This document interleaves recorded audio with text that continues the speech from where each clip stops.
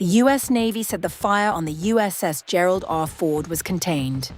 2 minor injuries, ship operational. A sailor who fought it says he thought they were going to lose the ship. The fire suppression system failed. Living quarters burned to twisted metal. 2 days without flight operations. Iran claimed it hit the carrier. America denied it. Now, new footage might have blown the lid off.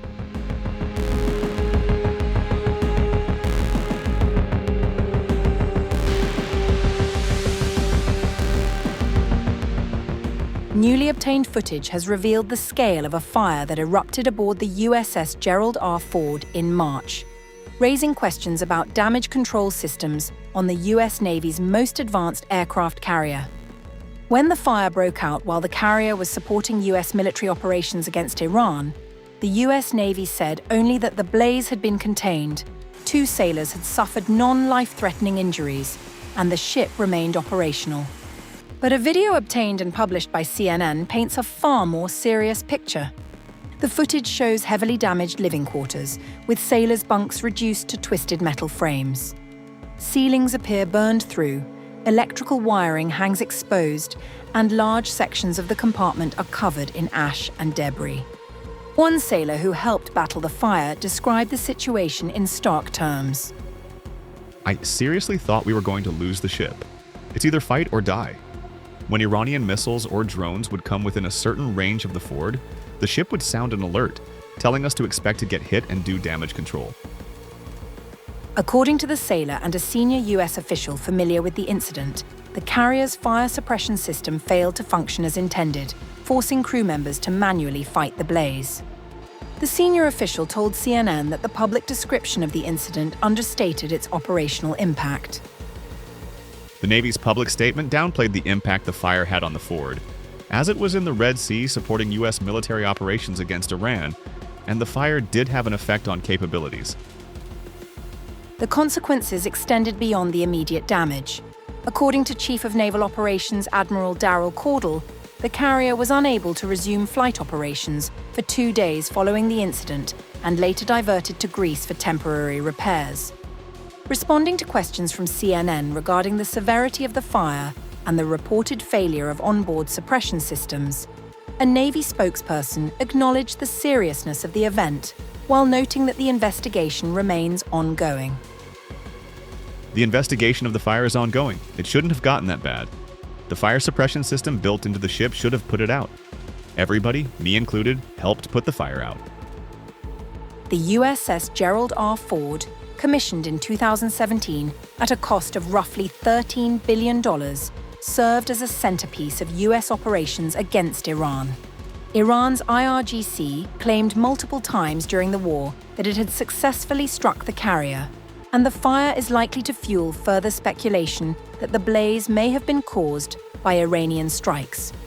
During the deployment, aircraft from the carrier conducted repeated strike missions against Iranian targets while operating under persistent threats from missiles and one-way attack drones.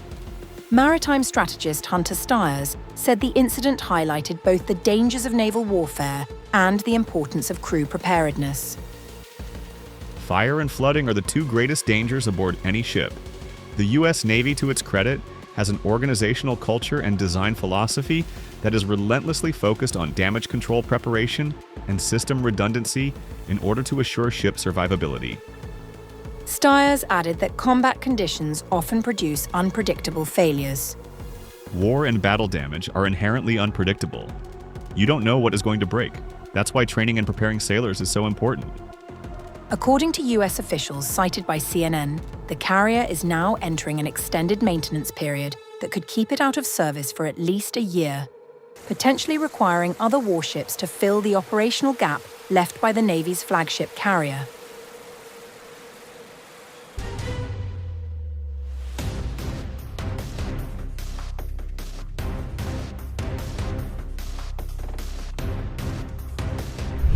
A new dispute has erupted between Iran and the United States over military operations in the Gulf, with both sides issuing sharply conflicting accounts of recent attacks in the Sea of Oman and Kuwait.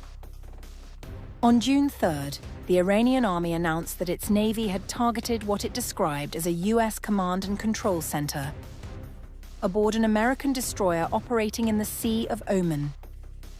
According to a statement released by the Iranian Army's Public Relations Office, the operation was carried out after Tehran accused the U.S. military of violating regulations governing the Strait of Hormuz and targeting Iranian commercial vessels. A few hours ago, following aggressive actions, violations of the regulations governing the Strait of Hormuz, and hostile acts against Iranian commercial vessels in the Sea of Oman by the terrorist and aggressive U.S. military, the Navy, immediately upon detecting and identifying the source of those actions, targeted the command and control center responsible for them. Iran further claimed that the targeted facility was located aboard a U.S. destroyer approaching Iranian waters. The targeted command center was located aboard a U.S. destroyer that was preparing to approach Iranian territorial waters in the Sea of Oman. The Navy is closely monitoring the criminal and aggressive American Zionist enemy and will continue responding to hostile actions. The Navy will respond to any hostile act in the shortest possible time. The U.S. military swiftly rejected the claim. In a statement, U.S. Central Command said no American naval assets had been disrupted and accused Tehran of spreading false information. Iran is now claiming it has targeted a U.S. Navy destroyer in the Gulf of Oman. Iran is lying. U.S. military assets at sea continue to fly, sail, and operate safely and unimpeded. The exchange comes amid a parallel dispute over damage to Kuwait International Airport following recent Iranian missile and drone attacks in the region. Iran's Revolutionary Guard Corps denied responsibility for damage to the airport's passenger terminal, instead blaming American air defense systems. Brigadier General Hossein Mohebi, spokesman and deputy for public relations for the Islamic Revolutionary Guard Corps, referred to the destruction of the Kuwait airport and said, "Our investigation and research into the Kuwait airport passenger terminal showed that the IRGC airspace did not fire any shots at this target. The destruction of the Kuwait airport passenger terminal was caused by an error in the American Patriot systems that landed on the terminal after failing to intercept Iranian missiles." CENTCOM rejected that explanation too and accused Iran of deliberately targeting civilian infrastructure. Iran claimed today that it did not attack the passenger terminal at Kuwait International Airport, and damage was instead caused by a U.S. missile interceptor. Totally false. Iran struck the civilian airport with drones in a deliberate, calculated, and unjustified attack.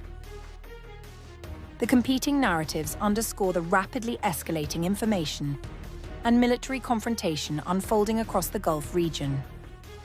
While Iran says it is defending its commercial shipping and enforcing new regulations through its recently established Persian Gulf Strait Authority, the United States maintains that its forces continue operating normally and that Iranian attacks are increasingly targeting regional infrastructure. Neither side has provided independent evidence publicly verifying its claims, leaving the latest incidents at the center of an intensifying US-Iran confrontation stretching from the Strait of Hormuz to the wider Gulf.